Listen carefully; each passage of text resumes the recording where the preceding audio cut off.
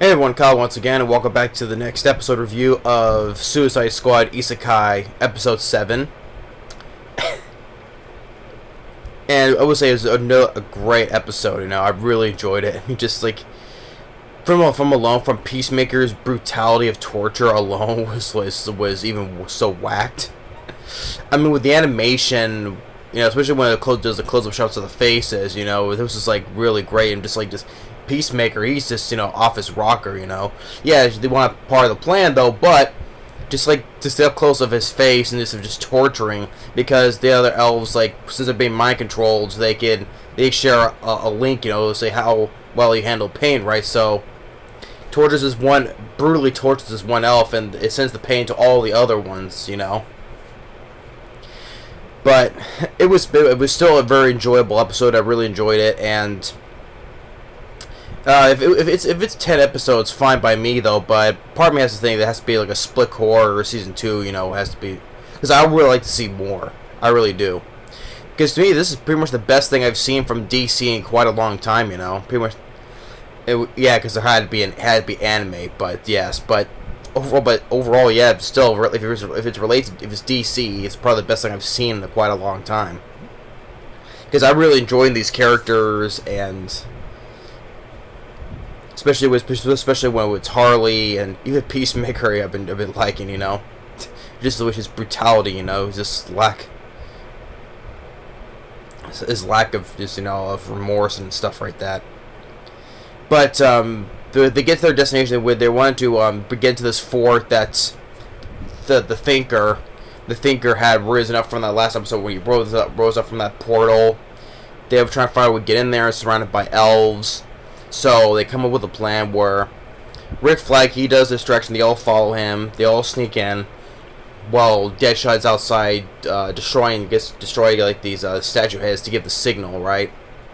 So, and Peacemaker is, just do what he does, just like I said, he takes one of them and see how well they handle pain, just brutally torch this one elf, Like I said, since they're all being controlled, they all share one link, right? So it sends the pain to all the other elves, and then for this, and but then Thinker like, hey, what are you doing, So they pushes their mind control to more of the limits, and then Harley Quinn, being badass, just spinning, twirling, beating all these elves to get inside to get to the Thinker, right? And she's hopping around, just like, what kind of character does all that super hopping? Well, she's like lightning fast, kind of like Sonic the Hedgehog in a way, She's like super speed, hopping and stuff.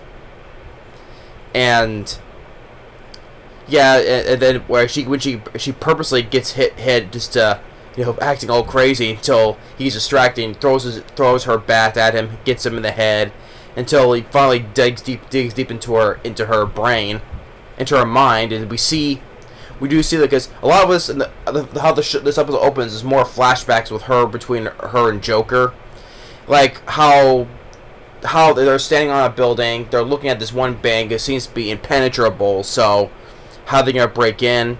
Oh, it's simple. Well, you get the guy who get the locksmith, who gets the keys and stuff, and with the way down, And Joker's like, I never. If somebody they say it's unbreakable, I will do it, And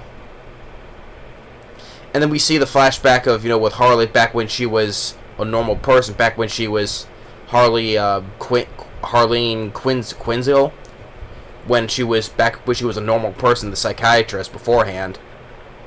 And I love the mind trick that she does with the Thinker,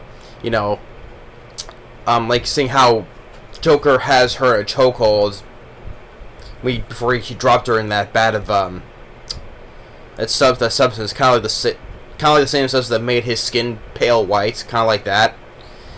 And then she goes and pulls a mind switcheroo and puts Thinker in her place, being choked by the Joker, and she's standing there next to him with that, and he has that shit his pants look on his face. I'm like, that was pretty brilliant, And so after that, he goes and beats him. Then the whole building starts collapsing after their plan works. and then Katana shows up, and because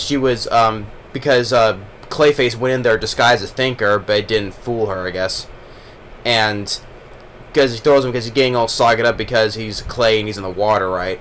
So, but she decapitates Thinker. I guess she won either his mind or the helmet that he's wearing.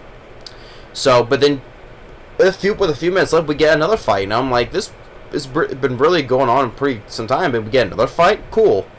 And Clayface transforms into this cool-looking sword for Harley to fight in, but because she lost her bat, I'm like, where's her frying pan? But he transforms into this cool-looking sword, which kind of like something you see out of like Final Fantasy or Kingdom Hearts, right? And they fight, and it's a pretty decent fight. Harley Quinn is getting like the upper hand, and Katana, she takes off her mask, but then the others show up. Deadshot starts shooting. She gets away, and most of the production and the animation is really well done. It really is, especially when it comes to the action, like with Harley when she's like spinning and twirling, or the up close of the other faces, like especially like Peacemaker. And then after the whole aftermath is done, like he just drops that dead elf after he's brutally with his fingers broken and everything else. The guy's just like been tortured to death. I'm like, this guy has no remorse because, well, Peacemaker is it's like he's just like it's like what John Cena said in the Suicide Squad, right? It doesn't matter how many men or men or children you get to achieve peace, right? Of course, when Joel Kinnaman dies from him, he's like, Peacemaker. What a joke. But, just like he's a torch that just brutally tortures him to death. I'm like, damn, and then afterwards, they have a celebrate where Artie, the dragon that Harley Quinn adopts, can fully use his fire breath, burning this one thing down.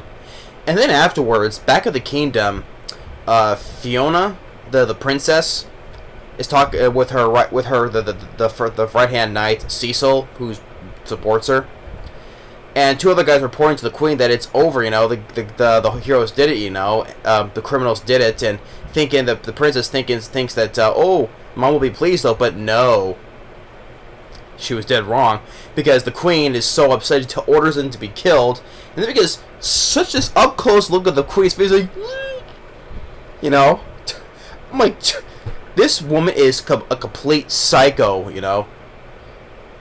I'm thinking she doesn't want this war. She doesn't want the war to be over. She wants it to continue going on. I think that's what she wants, or blaming some other criminals rather than her knights or whatever get the credit, Like, but that face, I'm like, jeez, she is a complete psycho. I think because she benefits from war, and she doesn't want the war to stop. That's what I think. Because that face shows how a complete psycho she is. I'm like, this bitch queen is a psycho. And probably that, that the princess will get in more trouble, probably. She'll probably get more bitch slapped by her mom, her psychotic mom. I'm like, what is this Mommy Dearest? You know the 80s film Mommy Dearest with Faye Dunaway, who was that psychotic Joan Crawford? No wire hangers! This is the crazy look she has. Is beats her daughter, tortures her, beats her. I'm like getting vibes like that, pulling a Mommy Dearest, And I'm wondering about if that's true. Then, because since Cecil knows about it, he allowed them to escape. I wonder what's gonna happen to him too, So there's that in account. But overall, I really enjoyed this episode. It's been really great. This whole series has been really great. Like I said, I don't know what the criticism for the show is, but I really loved it. To me, I think it's the best thing that DC has produced. But I really enjoy the characters more. Especially for Harley Quinn and all the other characters, Shark, Clayface, Deadshot, Peacemaker as well, Rick Flag. I've been enjoying all these characters.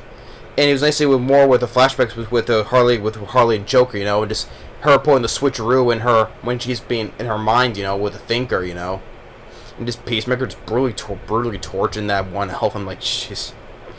He is also crazy too. All this to achieve his peace, you know.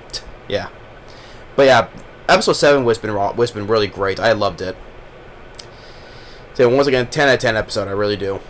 So anyway, thanks for watching. Stay tuned for more next episode review. That'll be a Failure Frame, and we'll see you next time. Later.